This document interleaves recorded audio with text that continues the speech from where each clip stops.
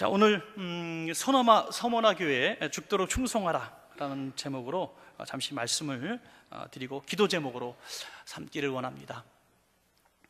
서머나는요, 에베소에서 우리 북쪽으로 조금만 올라가면 한 56km 정도 올라가면 이제 서머나 교회가 있습니다. 그러면 감이 안 잡히죠. 그러면 에베소 교회는 또 어디 있느냐? 서머나에서 남쪽으로 56km 내려오면 있습니다. 하여튼 우리 지도를 이렇게 보면은 밑에 애굽이 있잖아요. 애굽은 아시겠잖아요. 그리고 그 다음에 이렇게 반달 모양으로 되어 있는데 지중해죠. 지중해에서 애굽에서 이렇게 타고 올라가다 보면 왼쪽에 지중해 변 따라서 있는 데가 팔레스타인, 이스라엘이죠.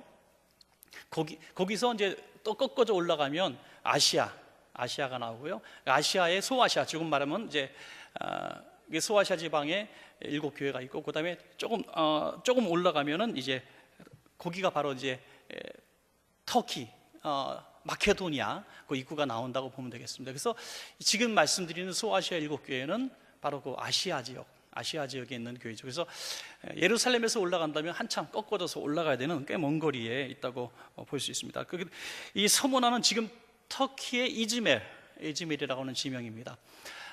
그곳에서 있는 바울이 세운 교회 중에 한 교회가 되겠습니다.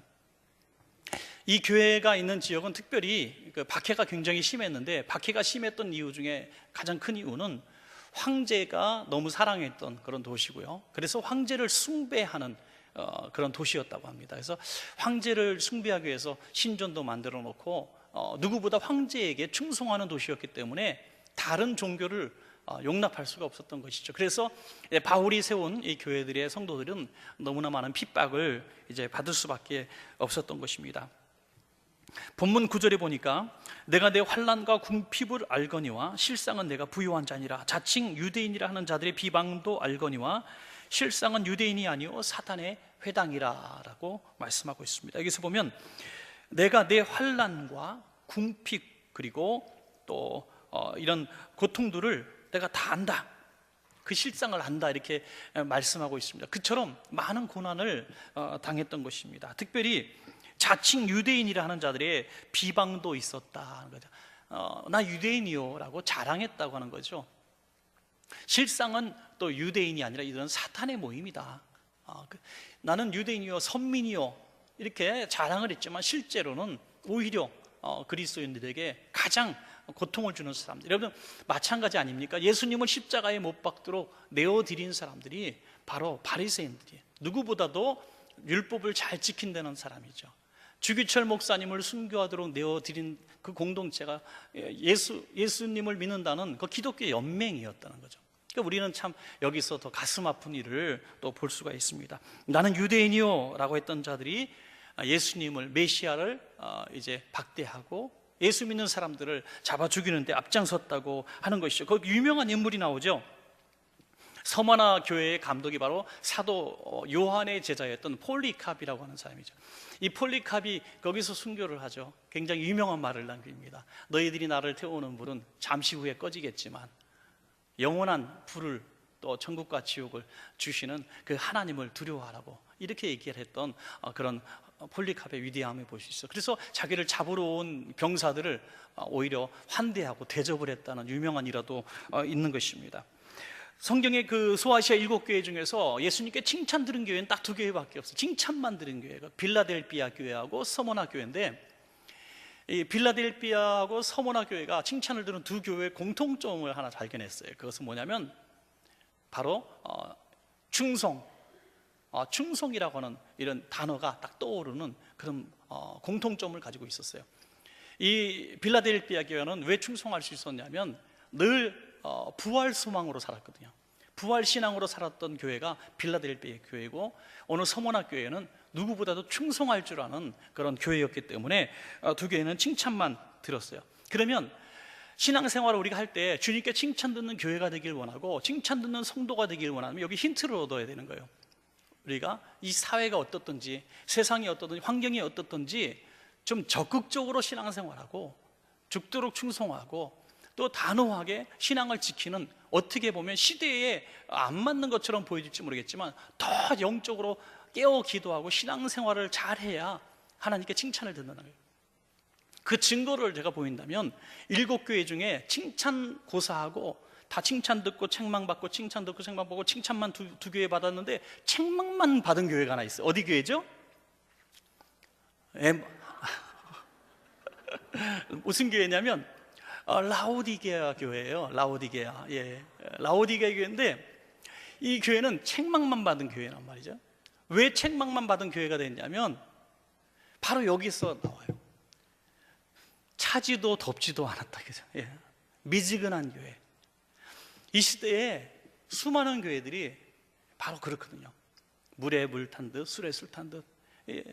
중간을 하는 거예요. 그냥 세상이 그러니까 세상에 우리가 어울러져야지 하면서 세상을 교회 안에 다 끌어들이고 교회인지 세상인지 문화단체인지 모를 정도로 애매모호한 이런 태도를 취할 때가 많이 있어요. 그래서 뭐 타종교하고도 이렇게 또 교제한다는 건 참 중요한 일이겠지만 뭐 강단 교류도 하고 막 이런 모습을 볼 때 참 마음이 심란해지는 것이죠. 여러분, 이 주님께 책망만 듣는 교회는 바로 이렇게 차지도 덥지도 않은 라오디게아 교회 같은 교회가 책망을 받았고 견디지 못했다는 것이죠. 그러면 이 서모나 교회가 주님께 칭찬만 들었던 이유는 바로 내가 안다 하는 것들을 그들이 다 경험했다는 것이죠. 첫째는 뭡니까? 내가 내 환난을 안다. 얼마나 고통을 당했겠습니까? 황제를 숭배하는 이 문화 속에서 또 이런 사회 속에서 황제를 숭배하지 않으니 그게 살아갈 수가 있겠습니까? 정치적인 압박이 있었을 것이고 사회적으로 이제 왕따가 있었을 것이고 또 유대주의자들의 어떤 모든 상권과 이런 인맥의 어떤 소통을 그분들을 통해서 이루어졌는데 그게 단절이 되니까 얼마나 힘들겠어요. 그래서 그 고통을 말할 수 없을 겁니다. 정치적인 것뿐이 아니라 또 뭡니까? 궁핍했다. 내가 너희의 궁핍을 안다. 가난이라는 거죠. 예수 믿는 사람들은 자연스럽게 가난해질 수밖에 없었고 또 가난한 사람들이 예수를 믿었어요. 우리가 가난한 자들의 종교라고 불릴 정도로 가난한 자들이 예수님을 이렇게 많이 믿을 수밖에 없었겠죠.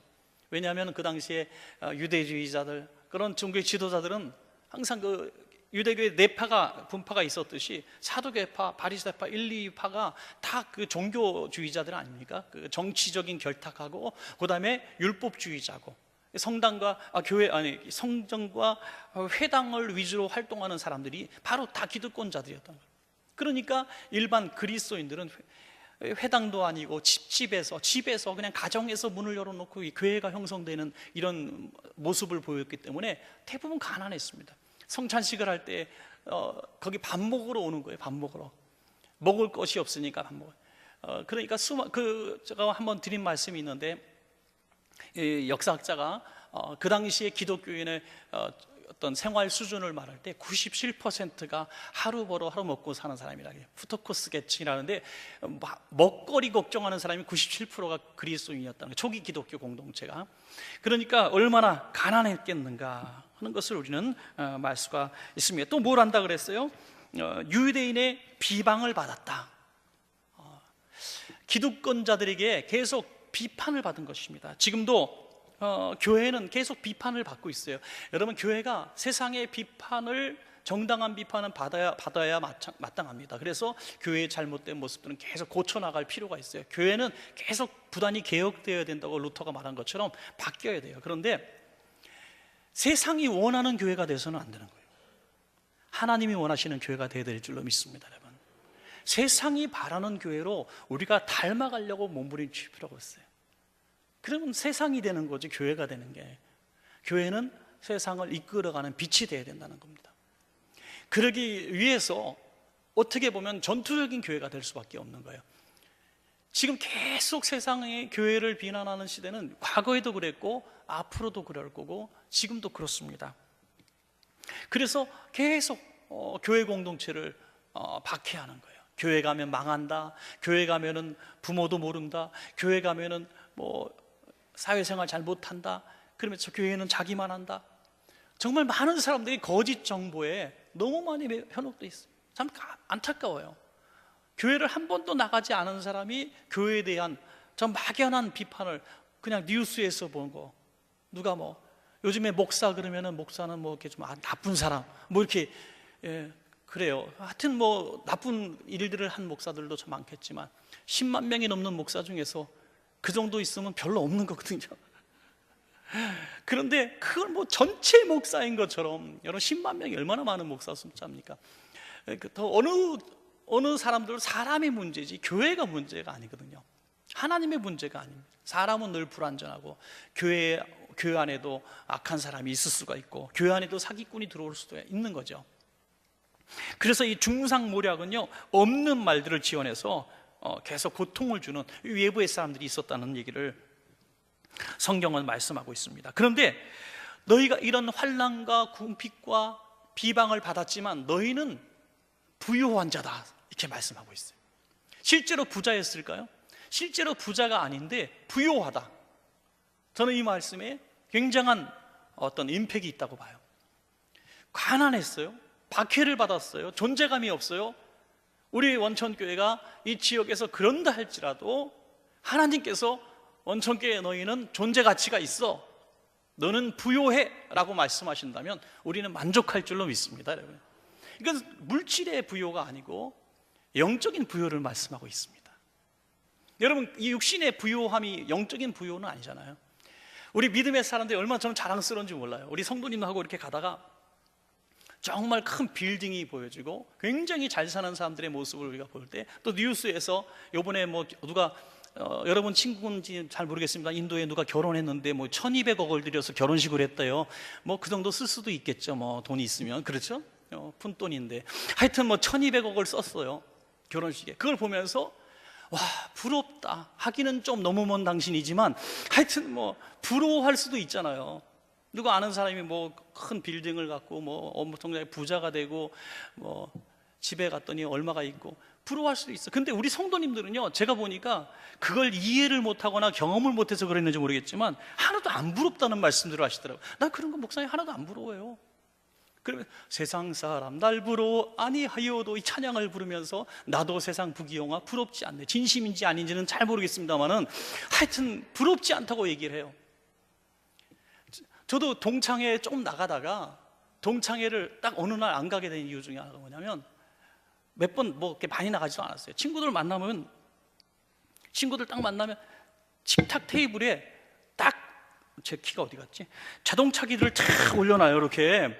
그러면 삼각별도 있고 이렇게 해서 뭐 이런 것도 있고 뭐 하여튼 여러 외제차들, 이런 게 굉장히 뭐 자랑하고 뭐 만나서 자기가 존재감을 얘기하거나 성공했다는 얘기하고. 근데 저는요, 솔직히 1도 안 부럽거든요. 1도 안 부러운데 그게 굉장한 사회적 성공과 어떤 자랑거리를 막 얘기할 때 이 가치가 다르니까 더 이상 가고 싶은 마음이 없는 거예요. 어떤 목표의 가치가 다르니까. 여러분, 그렇습니다. 우리가 성도님들이 세상의 그런 것들의 가치를 이미 다 내려놨기 때문에 우리는 그들이 갈 수 없는, 범접할 수 없는 부요를 우리는 이미 가지고 있는 것입니다. 여러분, 할렐루야. 우리 옆에 있는 분들에게 이렇게 인사합시다. 저는 세상 재벌 부럽지 않습니다. 아멘. 속으로는 조금 아니더라도 그냥 세상 재벌이 저는 부럽지 않습니다. 베테랑에서, 영화 베테랑에 보면 황정민이가 성경에 쓸만한 명언을 했어요. 우리가 돈이 없지 가오가 없냐, 다 그러더라고요. 진짜 명언이더라고요. 그 영화에서도요, 가끔 보면 성공이 기록될 만한 위대한 말, 우리가 돈이 없지 가오가 없냐. 그리스도인들이요, 우리가 세상의 명예, 권세, 건강은 좀 없을지라도 우리가 영적으로는 부자라고 하는 거예요. 왜? 우리는 하나님 나라를 믿는 사람 아닙니까? 그래서 영적인 부요함에 당당함이 있어야 돼요. 세상 권세자들, 세상의 재벌, 능력 있는 사람들 앞에서 기죽지 맙시다, 여러분. 기죽어 살 필요가 없는 거예요. 너희는 실상은 부요한 자니라. 성경 그렇게 말씀하지 않습니까? 서문학교에 대한 권면이 그런 데 있는데, 저는 여기서 참 이 말씀을 여기서 이어서 하시는 이유를 사실은 잘 깨닫지 못할 거라는 생각을 해요. 10절에 보니까 너는 장차 받을 고난을 두려워하지 말라. 볼지어다 마귀가 장차 너희 가운데에서 몇 사람을 오게 던져 시험을 받게 하리니 너희가 10일 동안 환난을 받으리라, 이렇게 말씀하고 있어요. 이제 너희 환난도 알고 궁핍도 알고 너희 고통을 내가 다 안다. 그러니까 내가 너를 도와주리라. 이제 됐다. 이렇게 말씀하신 것이 아니라 이런 불같은 시험을 통과한 그들에게 말씀하시기를 장차 마귀가 너희 가운데 몇 사람 불에 던질 거야. 그리고 한 10일 동안 너희가 환난을 받을 거야. 이 10일이라고 하는 것은 제가 그래서 10일을 최신 주석까지 다 이렇게 들춰보니까 참 어렵더라고요. 적어도 한 5종류의 성경학자들이 이 10일을 해석해 놓는데 뭐 너무 영적인 해석을 많이 해요. 전 두 가지가 참 타당하다고 보는데, 하나는 이 기독교 교회가 세워진, 주님 부활하신 이후에 성령 공동체가 생기고 이제 313년 기독교 공인이 되고 392년에 이제 국교화 되잖아요. 로마의 국교화 되는데 그 전까지, 그러니까 한 약 300여 년, 한 300여 년을 10일로 이렇게 제한된 시간을 말씀한 것이라는 학자들이 많았고요. 또 하나는 우리가 때와 시는 알지 모르겠지만은 그냥 열흘, 그러니까 이렇게 말씀하니까 야 조금만 참아라, 그런 거죠. 고3 이제 고1이 됐어요. 이제 고3 시험 볼 때 야 조금만 참아. 조금만 참아가 몇 년? 3년이에요. 조금만 참아가 3년이에요. 그러니까 이 10일이라고 하는 것은 굉장히 어떤 그 당시의 용어로서 그냥 10일이라고 하는 개념으로 그렇게 했다, 이렇게 말하는 사람들, 어떤 한시적인 시간을 얘기할 때 10일이라는 용어를 썼다, 이런 학자도 있어요. 그러니까 두 번째가 더 타당하다고 좀 보여집니다. 그래서 이 정도만 참으면 될 거야 라고 말씀했다는 것이죠. 어쨌든 그들의 이런 시련은 그렇게 길지 않았다고 하는 것이죠. 오늘날도 이 환난 가운데서 정말 신앙생활하는 사람들이 많은데요, 환난을 이기는 비결이 뭐냐 이거죠. 여기서 오늘 말씀의 결론 부분입니다. 환난을 이기는 비결이 뭐냐? 사회적인 압박과 신앙생활을 할 수 없도록 만드는 모든 외부적인 환경, 또 내적 갈등을 이길 수 있는 비결이 뭐냐?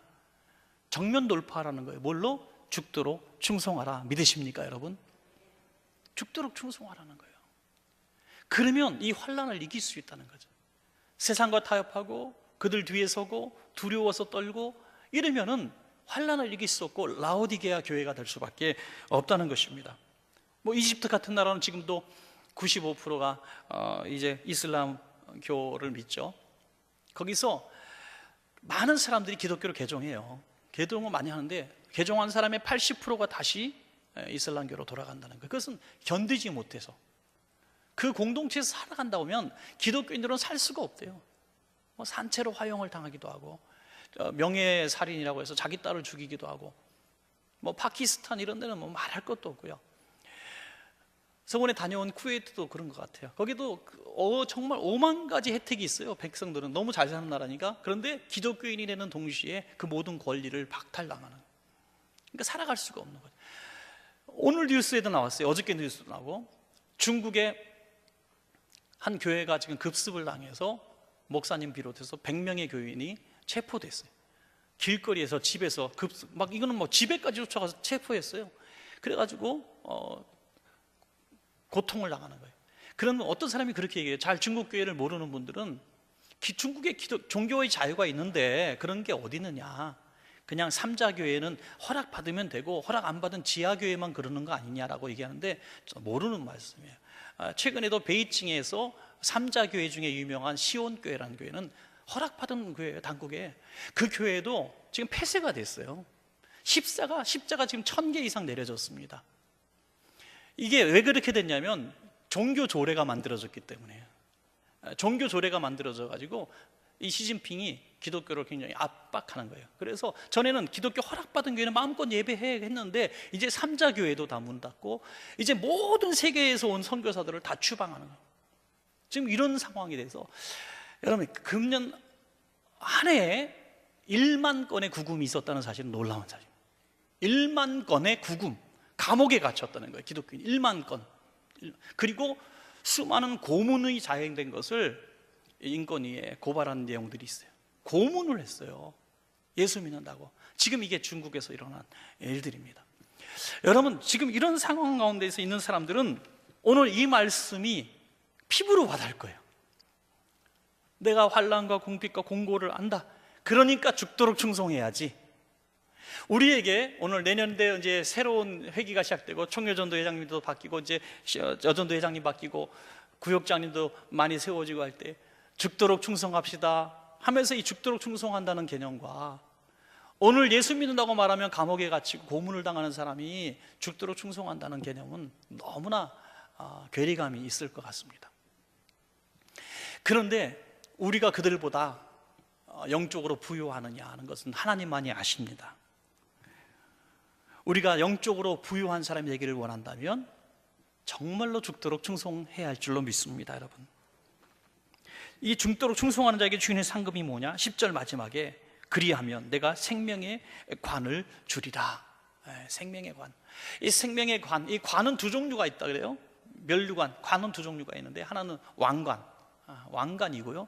또 하나는 어떤 마라톤 달리기 같은 거 할 때 우승자에게 주는 이런 관, 그러니까 승자에게 주는 관과 대대로 이렇게 계승되어지는 왕관, 이 두 종류의 관이 있는데 오늘 어떤 것이겠어요?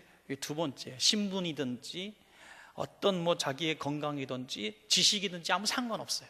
승리하면 주는 거예요. 여러분, 양궁 선수가 양궁에서 금메달 땄는데 학교 어디 나왔는가가 뭘 중요해요, 그죠? 뭘 잘 먹는가가 뭘 중요해요, 그죠? 뭐가 중요합니까? 키가 몇 센치가 뭘 중요해요? 양궁에서 금메달 땄으면 됐지. 그런 거예요. 마라톤에서 금메달 땄으면 된 거예요. 우리가 이 세상에서 여러 가지 차등과 차별과 우리가 서로에게 비교되어지는 많은 그런 상황들이 있어요. 외모라든지 컴플렉스가 많은 핸디캡이 많을 수도 있어요. 그렇지만 하나님께서 보시는 건 딱 마지막 날에 마지막 손에 들어온 사람에게만 관을 씌워주신다는 거죠. 그게 구원의 관이고 또 승리의 관인 것입니다. 여러분, 우리가 살아가면서 이게 평안한 나라에서 평안한 환경에 살지만은 이들처럼 죽도록 충성한다는 개념처럼 우리가 신앙생활을 좀 더 적극적으로 정말 아름답게 믿음으로 살아간다면 우리가 그들이 받는 복도 우리가 다 동참하게 될 줄로 믿습니다.